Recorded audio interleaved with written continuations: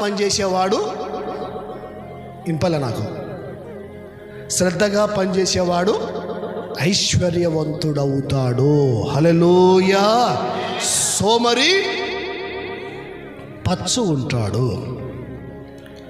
రెండోది ఎవరు ధనవంతులు ఐశ్వర్యవంతులు ఎవరు? ఎవరైతే శ్రద్ధ పని మీద, ఇంటి మీద, వ్యాపారం మీద, చేసే ఏదైనా కావచ్చు, దాని మీద శ్రద్ధ కలిగి ఎవరైతే పనిచేస్తూ ఉంటారో, శ్రద్ధగా పనిచేసే వారిని దేవుడు ఏం చేస్తాడంటే ఐశ్వర్యవంతులుగా మారుస్తాడు. సోమరులను దేవుడు ఏం చేస్తాడంటే వాళ్ళు ఖచ్చితంగా దేవుని బిడ్డలారా సోమరులు దరిద్రులు అవుతారు. బాగా రాసి పెట్టుకోండి, గుండెలో రాసి పెట్టుకోండి. మీరు ధనవంతులు కావాలి అంటే మీరు ఖచ్చితంగా మీరు చేసే పని మీద ఒక శ్రద్ధ అనేది ఖచ్చితంగా ఉండాలి.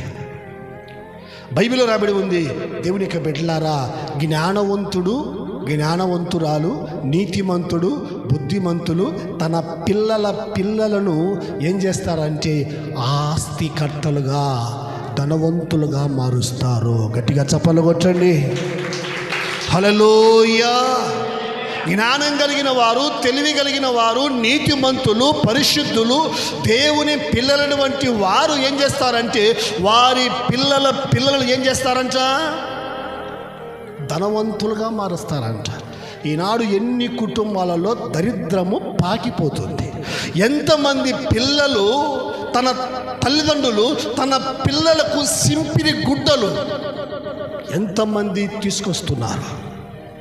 త్రాగి కొందరు, జూదమాడి కొందరు, వ్యభిచారం చేసి కొందరు, సోమరిగా ఉండి కొందరు, తన పిల్లలను అప్పులు పాలు చేసే వాళ్ళు ఎంతోమంది ఉన్నారు. తన పిల్లలు సింపిరి గుడ్డలు.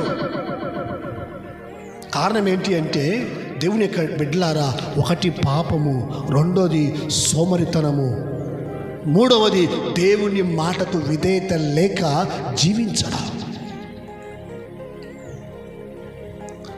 కుళ్ళు చాలామందికి ఏంటో చెప్పమంటారా?